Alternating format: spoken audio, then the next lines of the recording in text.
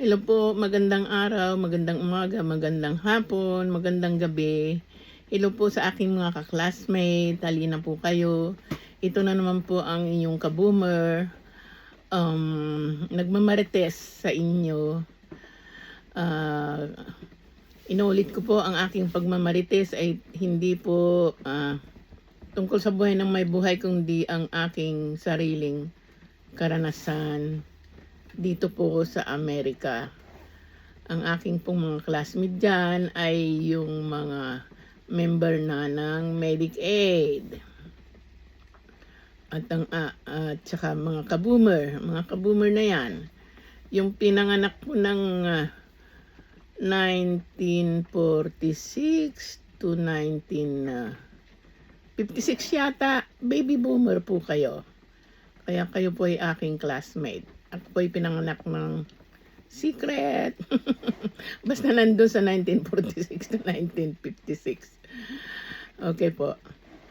Ito pa ay continuation ng aking minarites sa inyo ang aking pagpunta sa New York, sa aking pagiging bed spacer. Ngayon po nagkaroon po ako ng trabaho dyan po sa may Queens sa New York.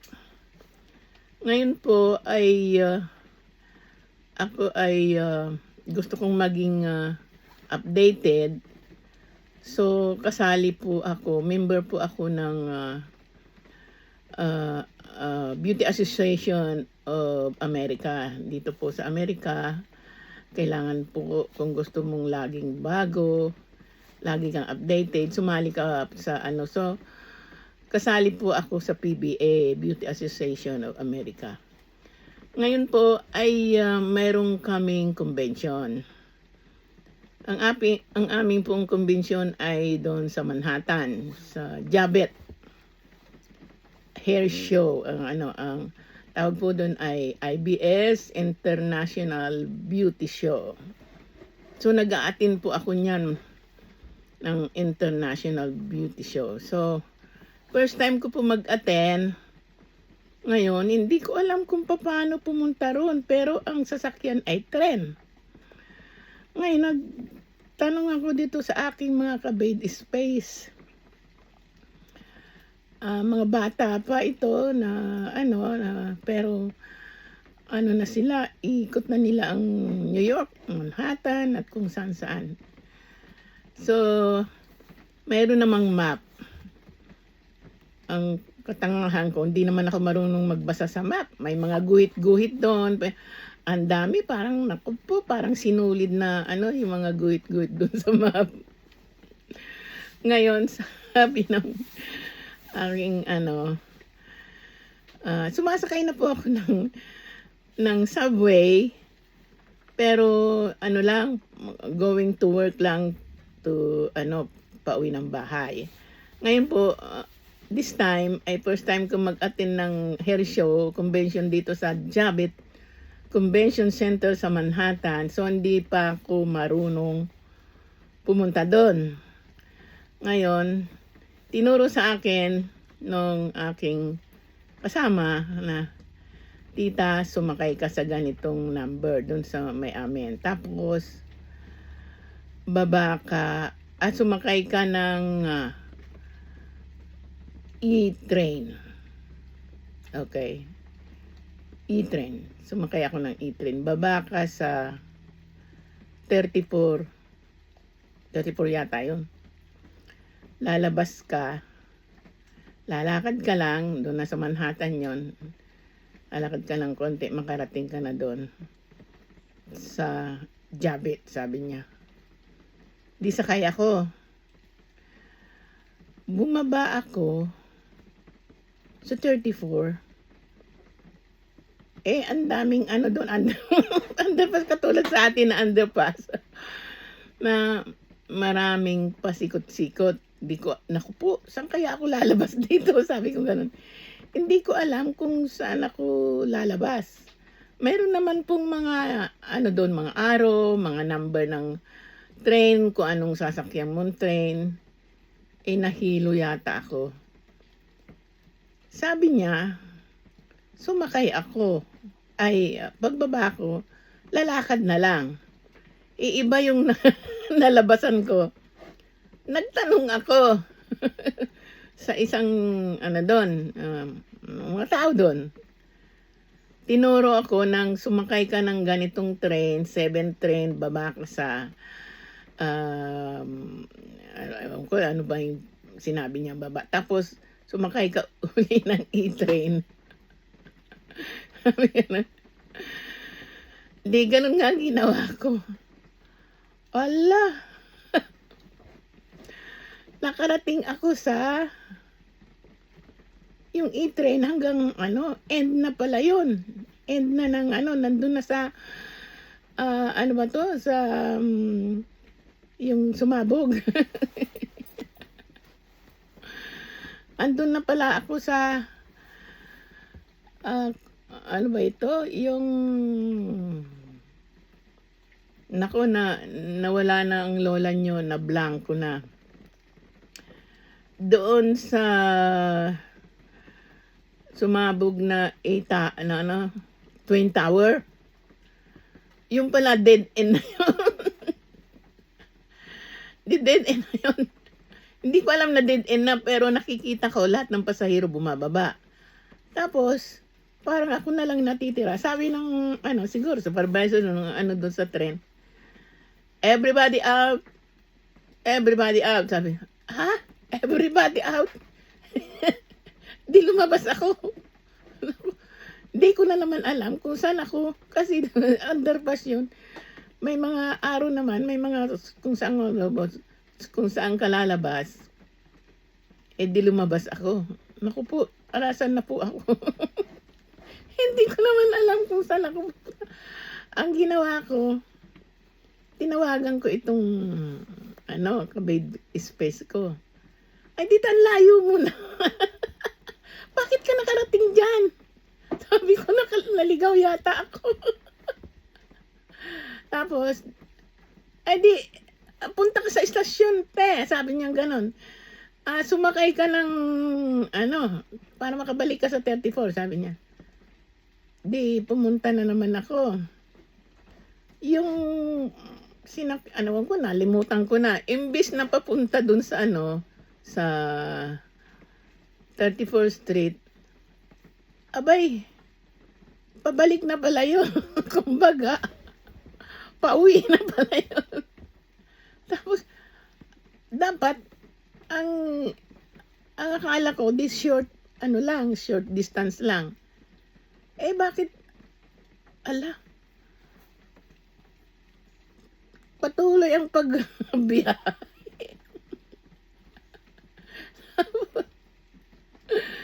Tapos nakikita ko may overpass, may underpass na dumadaan yung tren kasi nakikita ko sa bintana Tapos, kinabahan na ako. Nasaan na kaya ako? Tapos hinayaan ko lang. Hinayaan ko lang na tumatakbo ka. Tapos, pagdating sa sabi na naman, nakita ko na naman yung mga pasahero.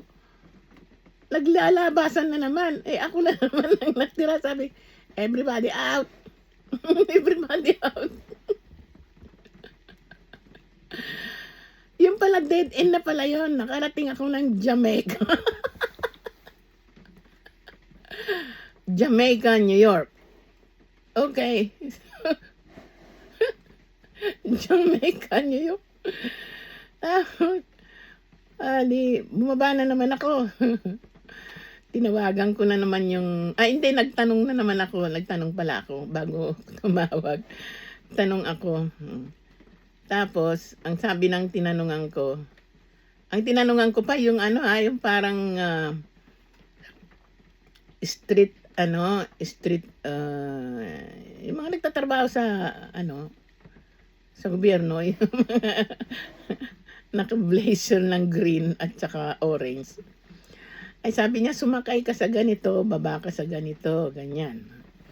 Nalimutan ko na nga yung mga pinagsasabi niya Tapos, sumakay na naman ako. Tapos, bumaba ako kung saan yun. Aba, ang binabangan ko Central.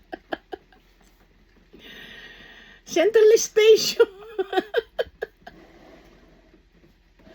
Tapos bumaba ako. Tinanap ko na naman kung saan ako lalabas. Ay, Diyos ko, hindi ko na naman alam. Nagtanong na naman ako. Pangatlong tanong na to. Tapos sabi niya, yung sinabi niya kung saan ako sasakay, the same doon sa una kong tinanungan. So, ganun pala yon. Pag nawawala ka, magtanong ka ng 3 o 4 na tao kung alin yung mas maraming pareho, yun ang tama.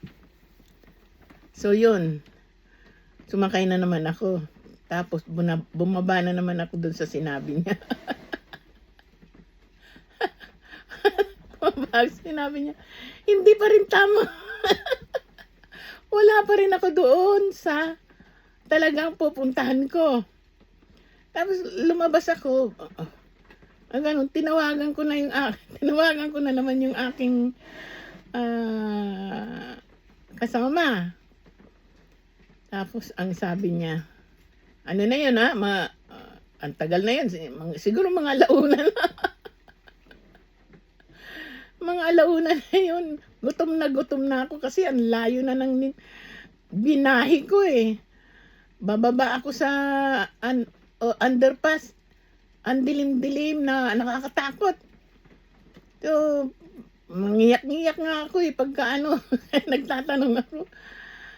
Tapos, iba na naman nga yung nahintuan ko. At siyempre, lalabas ako, di lumabas ako. Tinawagan ko yung kasama ko na naman. Sabi niya, tita, nasaan ka na? Hindi ko nga alam kung nasaan ako dito eh.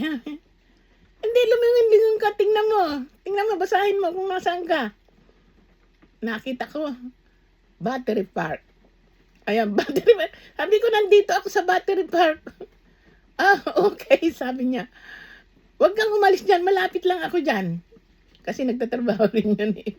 Palabas na daw siya. Huwag kang aalis dyan sa Battery Park. Susunduin kita, tsaka na tayo uwi. And then sabi niya, tsaka ihatid kita doon sa pupuntahan mo, sabi niya. Eh, hinintay ko siya, mga may isang oras. 2:00 na yon, mag-3 na. Nung dumating siya, nung nakita niya ako, tawa ako ng tawa rin siya ng tawa. Pero nung mangiyak-ngiyak ako, natatakot ako, nagkaligaw-ligaw ako. Tapos sabi niya, tita, atin ka pa ba? Sabi ko, naku, hindi na. Matatapos na yun. So, yung first day ko, kasi 3 days yun eh. Yung first day, yung opening day, hindi ako naka-attend. Hindi ako naka-attend. So, umuwi na kami. Naku, pagod na pagod at gutom na gutom ako. Yun po, naku po, ang karanasan ko po, nakakatakot po kung, bago ka lang at nagsasubway ka dun sa tren.